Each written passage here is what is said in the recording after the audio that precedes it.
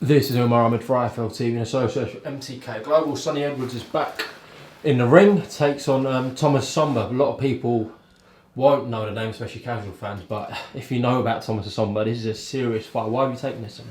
To be fair, it was the first and only real fight offered to me, and I accepted it. I think that's as good an answer as any.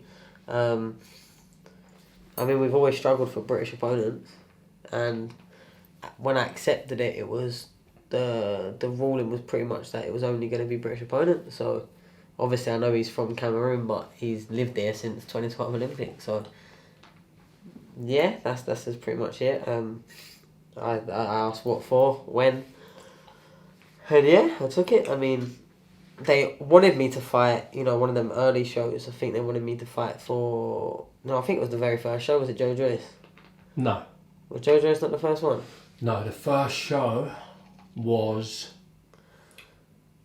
Who was the... Brad Foster. Brad Foster, yeah. They wanted me for that. Or the Joe Joyce one. Or they wanted me for any of the July ones. But through lockdown, I put on a lot of weight. So I had to shed a hell of a lot of weight. I went up to my lifetime highest. I touched 67 kilos, which I boxed at 52 too, so I spent about 7 weeks getting that down to 56, 57 kilos, and I held that for 7 weeks, so it's been like a 14-week training camp, to be honest, and I was in shocking state. My injuries were flared up. I could barely run. I couldn't punch still. It was I started from a very way out, but just sticking to it. I mean, I had great support from my obviously my trainer always, but my strength and conditioning coach Reese got me in great condition, helped me rehab a lot of problem areas. Probably for the first time in my life, I'm not suffering with problems that I usually do, for a few years anyway. My food sponsor, Rendell's, as well, over here. Rendell's Online Butchers up in Scotland. I mean, they have provided me food literally since I wanted it back in lockdown, so they've been pumping me food each week. And it's just helped me probably get in the best shape of my career so far. I mean, it's the best I've done the weight. Like, seriously, the best I've done the weight. Normally, at the last 2 weeks when I finish sparring, I've got sweatsuits on, doing hot baths here and there, maybe a sauna, but not touched anything like that today. I've not trained today. I was under, I think, 0.3 on my check weight today. Like, I'm just flying, to be honest. It's been the best camp of my life, probably because I started out for so long, and because I started from so far out, I've had to stay switched on. I've had to be on my food a lot more than when I know I'm in a good position. I tend to cut the corners. I mean, against my last fight against Braithwaite, I was still eating Indians 3 weeks out and fucking having Monster Munch a week before. Like, it's not the best, but I feel like the lockdown's given me a lot of time to reflect on that, and I think maybe having that little bit of time out, let my body recover, let my mind recover, just being like a normal dad, to be honest. Most I was doing through lockdown was just having my son 3-4 nights a week, which I don't tend to do in camp, have him, on the weekends. So it was good, but as soon as I got the date, I was raring to go. Like I said, I was training for a solid 7 weeks before I even got my date. I was just blindly training, waiting for something to come up. And like I said previously, I was offered the early July, but my management team knew where I was at and just said simply no, I won't be ready. And then I got the last lockdown date, which is obviously this weekend. Your life's changed for you a lot, hasn't it, being a dad? Yeah, I mean, he's nearly 2 now, and 2 in December. But definitely my priorities have switched a lot. I mean, I'm in the process now of really saving and really putting away for a house. Just try and get something a bit more stable for the future. In everyone's ideal world, this boxing life lasts forever, but you just don't know what's around the corner. So while I'm there now, I want to try and get the foundations in place that, I can have something past this boxing life. Is this the first time you've boxed since you've had him? No. I've had a few fights. I mean, I had him 10 days before I fought Junior Granados, and that was about 6 fights ago. Yeah. Have you felt more pressure since having him? Not pressure. I've wasted a lot of money on stupid stuff, as every young, probably athlete, let alone boxer, starts doing when they get a bit more disposable income around them. Holidays, designer clothes, nightclub tables, all of that nonsense. But I've been a lot more switched on now, and I think lockdown has been a great period for me. I mean, a lot of people have seen it as a massive negative, but not only for stuff like that, helped me realise more what's important, and spending time with my son, it's also allowed me to really recovered from my injury. You know, I had them hand problems after my last fight just because of the sheer amount of fights I was having and sparring and training camps. It was a bit ridiculous, but it's pushed me in a great place. I mean, I'm ranked highly with the WBO 4th, 6th for the IBF. That will improve after this weekend, hopefully. I was 12th for the WBC. No fighting's happened anywhere, and now I've been dropped down to 15th, I think. So I don't know what's going on there. That convention, they have a few mates, didn't they? But yeah, I mean, and then after this fight, Essomba, to the best of my knowledge, is rated 14th for the WBA because he beat McGoldrick for the title. So I think this will get me ranked in all 4 and may push me up. So, and he's ranked 40th in the world of box recs, so then points will help. I'm just in a good place, you know. I'm in a very good place, and I think, but it's not a foregone conclusion. I mean, they don't let people qualify as Olympics for nothing, you know. He's got some good wins on his record, Essomba, and all his losses, he's pushed them close, you know what I mean? You can just have a little look down his record to see that. Red hot form recently, obviously the McGoldrick win and the win in Kazakhstan. Yeah. I mean, I've known about Essomba since the Olympics. I remember I volunteered at the Olympics, so I seen him up close and personal boxing Paddy Barnes. I was front row basically when he boxed him, because we got to watch all the fights. So I've been on to Thomas Essomba for years, and then when he boxed in the ABAs, he got to the ABA finals and lost out a close fight to Harvey Horn. A very close fight, I was there. So it's a good fight, man. And he's had a full camp for this as well. Of course, which I want. Like, I don't want no advantages, don't want no late bring-ins. I don't feel like I need that, but it's not what I want. You know what I mean? I want the best of Essomba to show him the best me. I mean, as a lot of people have been saying, I tend to switch off when things are looking a bit easy for me, and it's the truth. Do you know what I mean? That's bang on the truth. But once I've got a real life threat in front of me, or once I get put down and get back up, I think you see a switch go in my head every single time that's happened. Even when I get caught with like a good shot or a round goes close, the next round, there's a switch in my head that goes and things change. You know what I mean? And I think that's just me. I need to face adversity. Do you know what I mean? Bit Tyson Fury-esque. Maybe just rise to the occasion. No, but when he gets dropped, every time he gets dropped, he like the Steve Cunningham fight, the first Wilder fight. Every time he gets dropped, he like smashes his opponent up straight after. Yeah, I mean, high praise like being talked about next to Tyson Fury, but obviously, like, yeah. And I feel like certain fighters that rely a lot on their natural talent, it probably does get like that, because I'm a proper ADHD kid, like a proper ADHD kid, so I need to feel stimulated and be interested. And I'm not going to lie, there's fights that you're just not fully, once you know that they can't really, once you think that they can't really hit, if they do hit you, and it's just easy, and you can just sort of put them where you want them, hit them when you want them, then it's very easy to switch off for me. Like I've always needed that, something to take me up to that next level. And hopefully Essomba brings that out of me. And I think the route that we're looking at, I mean, we saw Frank putting out the other day that he's looking to give me a world title shot before the end of the year, if he can have his way. Realistic? Yeah, why not? I mean, like, I feel there's people that have had world title shots after doing a lot less in a pro ring. Look at my brother, for example. His first world title shot, he beat Louis Norman. Do you know what I mean? And then I think Phil Smith, Anthony Wilton. I feel like at that point I've done more. Do you know what I mean? I've had more fights, more title fights, more probably harder fights. You know what I mean? And he would probably agree. So obviously he did more as an amateur, but why not? And I feel like I'm ready. I feel like on my day I can be a nightmare for anyone. I'm not saying I'm better than everyone, even though I think I am. But anyone can get beat. But what I'm saying is I know that on my form, when I'm fit, in the right mindset, I can be an absolute nightmare for any of these. And that's even the top skin ones. You know, like Martinez? Yeah, it's the fight that I want, man.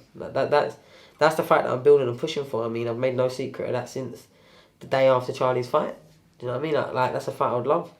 Because that fight would really get me on. I think you'd see the best of me. It's like, the way I can describe it, I mean, you see like racing drivers feel alive when they're hitting the max coercion of every corner, every turn, max speed. That's when they feel alive. That's like me. When I feel actual fear in the ring, I don't run away from it. I try and manipulate it. Do you know what I mean? That's as close as I can give it. I like getting in the ring and feeling something. Does that make sense? So my sparring partners have mostly been featherweights, super featherweights, lightweights. I mean, I had Dante Dixon in sparring my last 6 rounds after doing 6 rounds with Charlie, which I not made off the other day. Deontay's a great fighter. Do you know what I mean? Lee Wood. Like, just before lockdown, I had Jordan Gill. Like, that's who I spend my time sparring. I don't spar I don't spar flyweight. Do you know what I mean? Or super flyweight. Because I need to feel something in there. Do you know what I mean? You sparred Dennis? I've not sparred Dennis. No, your brother did, sorry. My brother sparred him, and I was in Rochdale sparring him the day before. Because it was a last minute plan thing. Obviously, I'm in camp, so I'm not going to spar. I sparred 3 times that week as well. So even though it would have been a nice fight. And I'd always be there for Dennis everyone is sparring, because I like him as a fighter. No, I got confused. I know Charlie sparred him. Yeah. Apparently it was a very, very, very, very good spot. But it would be. That's what everyone said. And Charlie said, yeah, he's going to be a world champion. That's what he said. And but yeah, like I said, that I need to feel something in there. And I feel like if you give me a training camp where I've got that bit in my teeth the whole way, I know it's a real life threat and I need to be 100% to win. That's when you will get the best out of me, and that's it. So you take Martinez next after Essomba, yeah? Yeah, 100%. I don't get me wrong, I need to be paid fairly, do you know what I mean?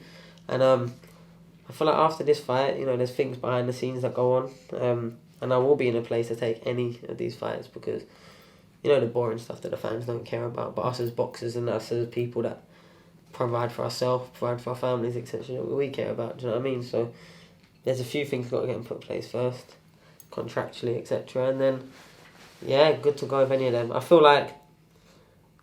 don't feel like Eddie would be in a rush to chuck me in with Martinez. I'm not saying that he thinks I'll beat him, I won't even say that. I just feel like he wouldn't be in a ruch to make that fight. Well, Jay gave him a good test, and obviously you're more developed than Jay. Yeah, I'd like to think that, but Jay's a lot tougher than I am, I'd say. He's a lot more... Well, we haven't seen how tough you are, really, yet. I know you've been I keep fucking going down, but I mean, apart from that, like... But you haven't had dog fights, have you? So... Nah, but I can't... Well, I'll never be in them because my movement's too good. No one ever been to drag me into one. I'm smart, do you know what I mean? Like, every time I've been hit, look what's happened for the rest of the round. We don't want to get in a dog fight with Martinez. Oh, of course not. But when I'm standing in front of someone that I know they can knock me out with any punch, that's when you won't really see me get caught too much. When I'm in the ring with someone that I don't respect their power, flush knockdown. That's when I get caught, do you know what I mean? Like, so, I mean, it's alright easy for me saying that, but if people want to write me off and think, I can't take a punch and all of this, then that will be it. And I'm not really care. Like, I don't care about these opinions, you know what I mean? Might help you get the bigger fights, really. Of course. But, I mean, if you just look at my record, there's never been a close fight on there. Apart from the knockdowns, the 2 rounds I've been knocked down in my whole life, in my whole career, there's not really been there's not been a round I've lost. Not by all 3 judges, definitely not. I mean, every now and then one judge might give 1 round against me. Most of my rounds are like 100 to 90, 120, 108 type scorecards across the board. And even when they have been like decent fighters, look Ryan Farrings, all of these names that I counted out the other day. I think Essomba's my 10th opponent with a winning record. I've only had 15 fights. I mean, I don't know how good that sounds, but I feel like that's basically all in a row as well. My last 6 or 7 have been anyway. Like, I'm not in the business of taking like easy shit fights, which a lot of people have, building their record. And I've been injured a couple of times. I've never taken a comeback fight. I don't believe in them. You know what I mean? Well, this definitely had a comeback fight. No, and neither was really Pedro Matos when I was injured last time, when I did my ankle. It wasn't really. He was coming for a title fight. He'd only lost once, and he was coming to win. Do you know what I mean? In very good shape.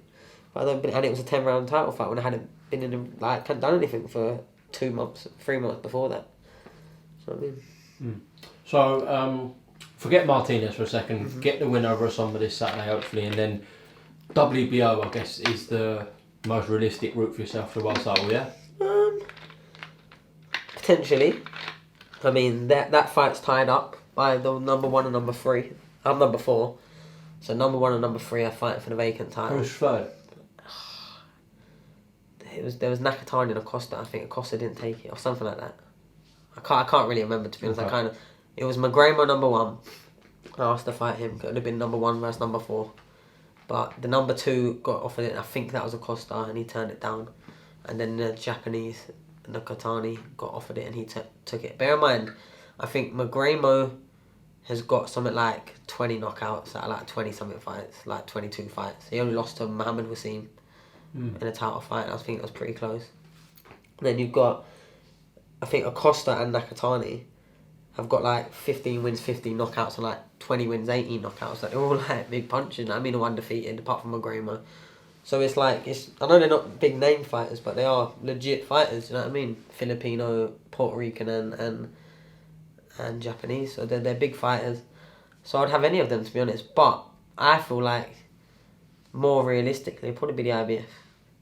Okay. Matalani, Yeah. who's literally like a flyweight little legend, you know what I mean, really, and someone I know personally. But just because this IBF defence should make me break the top 5 clear, especially when not everyone else has been boxing, etc. I've defended the title multiple times, won multiple of their titles, I'm sick anyway.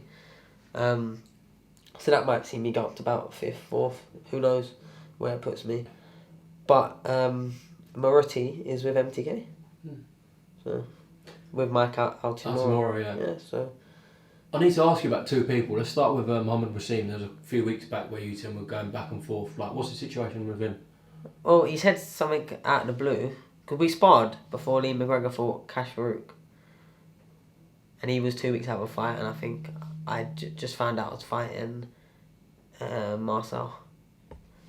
And you can ask the lads in the gym. I don't know if he still trains there or not, to be honest. I don't know if he's fucked off. What, in Scotland? Yeah, because he's not been there. And all I'm saying is there's people from his camp were liking my tweets and not his when we was having a little back and forth. So that's why I weren't sure if he's still there or not. But I'll ask. I'll ask this weekend because they're there. Yeah, they're there.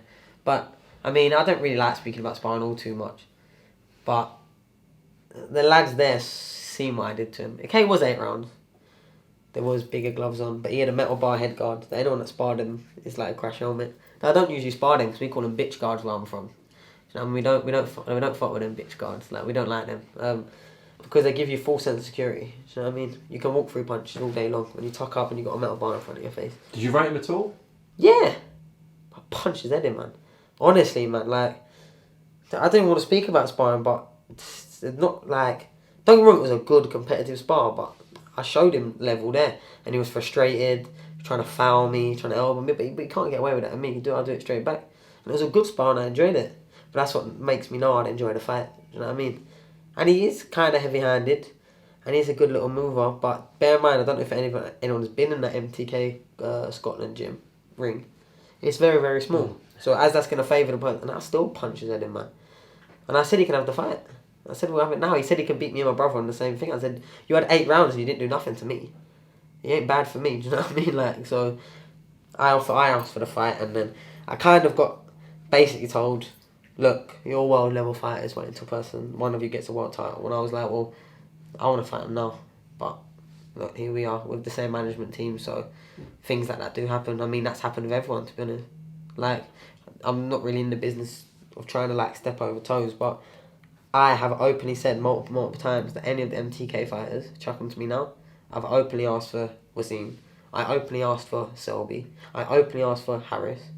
And bear in mind, Harris and Selby I've got a lot of time for and I like them.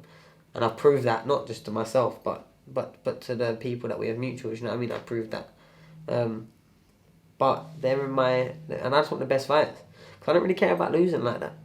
And I just want the best fights for me, for them, for our division at the end of the day.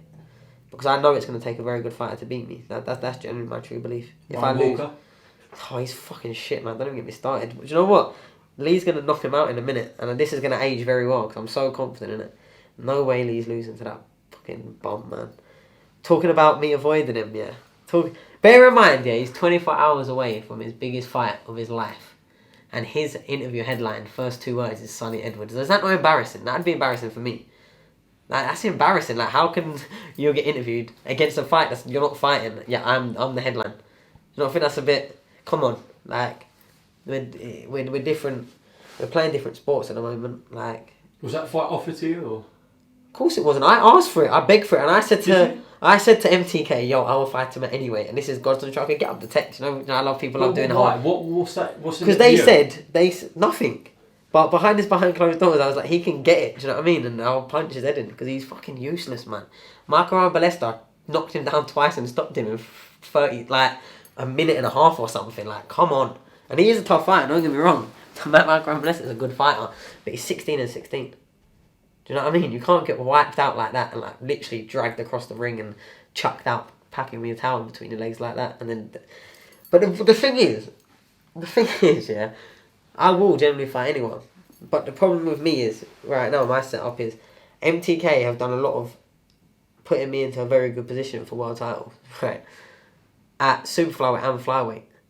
I can't box at bantamweight because it will affect my rankings. You know what I mean? I can't take a fight at bantamweight because I will get dragged down. At the moment, I'm ranked at flyweight and super flyweight. Very few fighters in the world are ranked like that. Very, very few. So I've got a lot of options.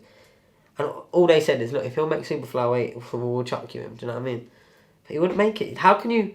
Bear in mind, this kid has been boxing on Steve Goodwin shows for £1,000. If that, selling tickets. Right? Yeah, this is the world we live in. Look, I'm not being out of order, out of hand saying this. He will sell tickets. If he sells 100 tickets, he'll probably come away with about £1,200. Once he's paid the opponent, once he's paid half his money to Steve. Right? This is facts I'm talking. And this is not me guessing. He's not on no purse still. And he's going to come onto BT, he'll probably get chucked, 5, 6, 7, 8 maybe grand. Right? To fight me. Why then, if he's calling me out to come box on my platform, on my show, my promoter, my name, why would then I go up to bantamweight or super bantamweight? I'm not even a super flyweight. Look, as soon as I wanted to make flyweight, I made it. Is that not the truth? And I headlined against Guaneros. And it was only I went back up to super fly because I got the British title shot. And I'm only still there now because no one will fight me at flyweight. I got offered a super flyweight. I'll fight anyway. But my management team, like, you're not fighting above super flyweight. You're not even a super flyweight. So I said to him time and time again, and to his idiot trainer, fucking divvy trainer, who literally, like, I've forgotten more about boxing than this man knows. Do you know what I mean? Clearly, who was fighting Ramez Mahmood, it's like he was in the corner on himself. The advice he was getting was terrible, and I weren't the only one that commented on that.